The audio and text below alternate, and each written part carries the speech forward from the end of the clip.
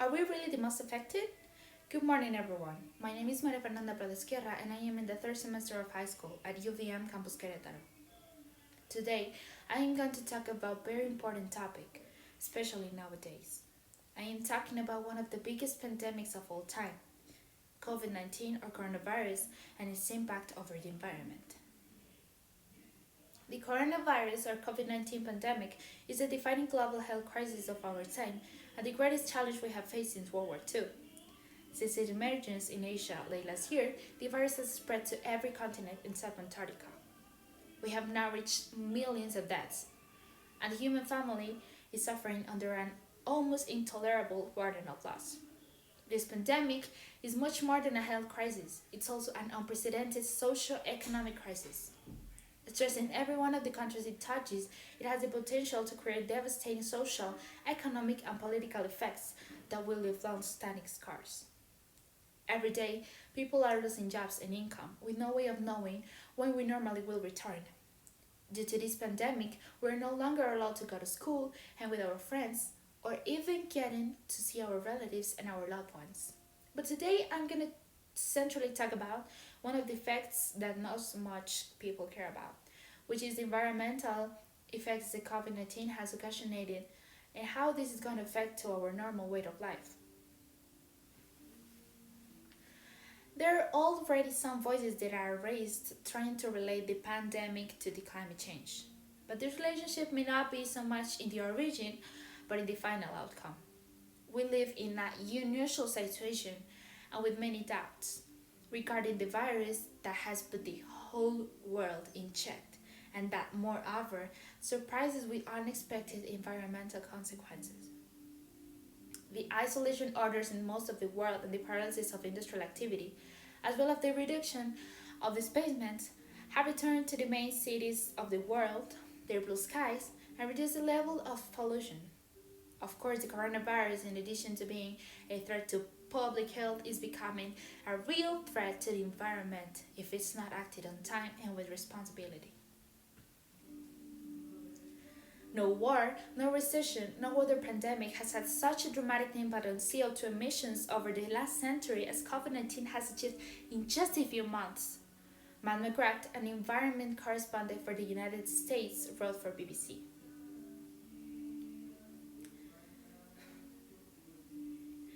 There are fewer planes in the skies and fewer cars on the tracks. Power consumption has dropped. NASA has detected the decrease in polluting gases in the atmosphere from space. Seismologists have noticed that the planet is vibrating even less. Images of waters that look more crystalline and animals that now walk happily through cities without humans around them are circulating on social networks. COVID-19 in no way has a positive side for the environment, Engineer Anderson, director of the United States Environmental Program, said. The visible positive impacts, whether it improved air quality or reduced greenhouse emissions, are only temporary, as they are due to the tragic economic slowdown and human suffering, Anderson said.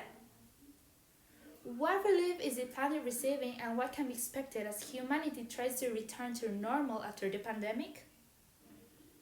Various analyses indicate that we're experiencing an unprecedented drop of the emission of CO2, one of the main polluting gases that cause climate change. We are facing the threat of extinction and people do not even know it. In the last 100 years, several crises have meant a reduction to CO2 emissions derived from the use of oil, gas, and coal. This was the case during the Spanish flu epidemic, the Great Depression, and the end of the World War II.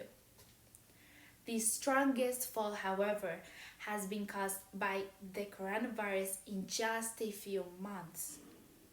Are we going to a greener planet? In some countries, initiatives in favor of the environment driven by the coronavirus have already begun to be seen.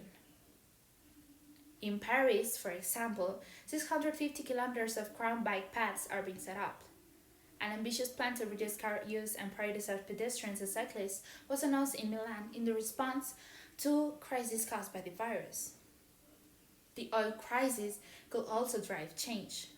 Oil prices have plummeted, and that has a huge impact. There are legitimate questions about whether that industry will ever recover. Robert Kaufman, director of the Energy and Environment Program at Boston University and a specialist in the oil market, tells BBC World. Temporary relief.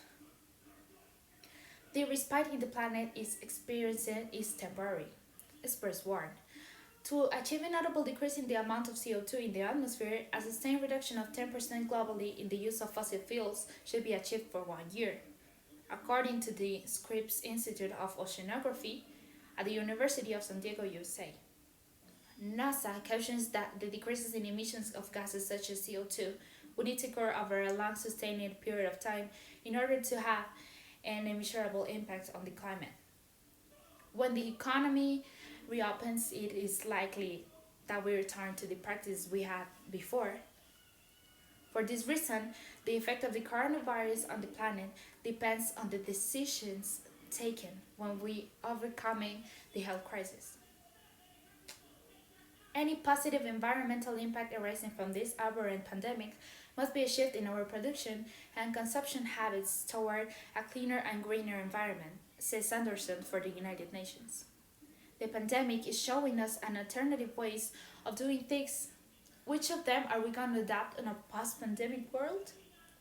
It all depends on what we learned during the pandemic that forces us to change our behaviors. Although the effects of the coronavirus are for many more evident at this time than those of climate change, experts say that because of the pandemic, the environment should not be neglected. The climate crisis will not give you the opportunity to stay in home for 2 months and then go back to normal. When the climate crisis arrives, it will be more severe, and you're not going to solve it overnight with a wonderful vaccine. There is no magic cure for climate change, Professor Kaufman said. In conclusion, we must all be aware while we're damaging the environment, even when using 1, 2, and then 4 masks and throwing them to the trash. We must understand that returning will be even more difficult than what we have in mind, and we have to be prepared. Maybe the vaccine for this illness works, but what if we want to return to normality and the earth is more contaminated than what we ever think? For us and for our planet, we have to change. Thank you very much for your attention, and remember to keep safe.